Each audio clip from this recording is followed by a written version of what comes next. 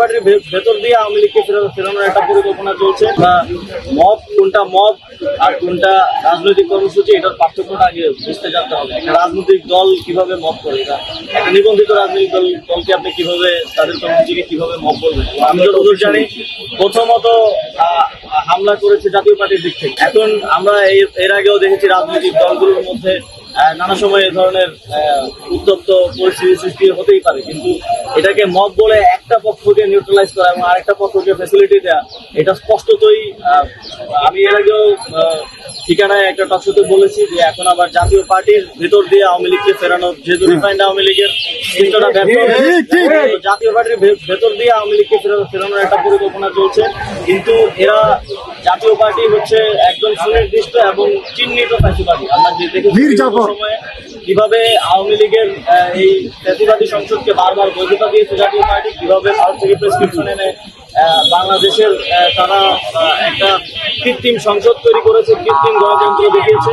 তো এই চিহ্নিত ফ্যাসিবাদীদেরকে কোনোভাবেই কোনো ধরনের সমর্থন যদি কেউ দেওয়ার চেষ্টা করে, সেটাকে একই সাথে সরকারের পক্ষ থেকে আমরা সেটাকে সমর্থন করি না, একই সাথে জনগণের পক্ষ থেকে রাজনৈতিক ফ্যাসিবাদ বিরোধী রাজনৈতিক দলগুলো সেটা রুখে দাঁড়াবে বলে আমি প্রত্যাশা করি।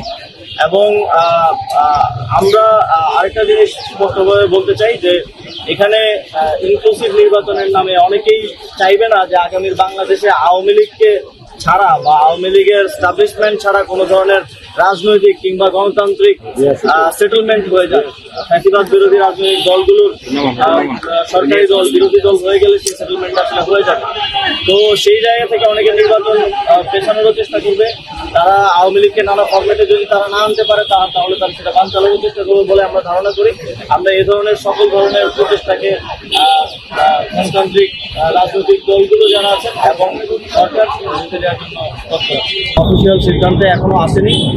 সরকার স্টেক হোল্ডারদের সাথে ইতিমধ্যেই বৈঠক ডেকেছে। আজকেও আমাদের মাননীয় প্রধান উপদেষ্টা কয়েকটা দল এবং দলের কয়েকটা অর্গানাইজেশনের সাথে বসবেন এবং ফার্দার রাজনৈতিক দলগুলোর সাথে বসবেন। রাজনৈতিক দলগুলোর থেকে এবং জনগণের পক্ষ থেকে যে বক্তব্য আসবে সেই অনুযায়ী সরকার বিবেচনা করবে, কমিটি করার বিষয় ভাবছে। এবং এই ধরনের এটা তো আসলে কোনো রাজনৈতিক দলের কোনো সাধারণ কর্মীদের উপরে হামলা না, এটা একটা রাজনৈতিক দলের প্রধান নেতার উপরে হামলা। আমরা আওয়ামী লীগের সময়েও এই ধরনের ঘটনা আসলে ঘটতে দেখিনি, যেটা দুঃখজনকভাবে হয়েছে।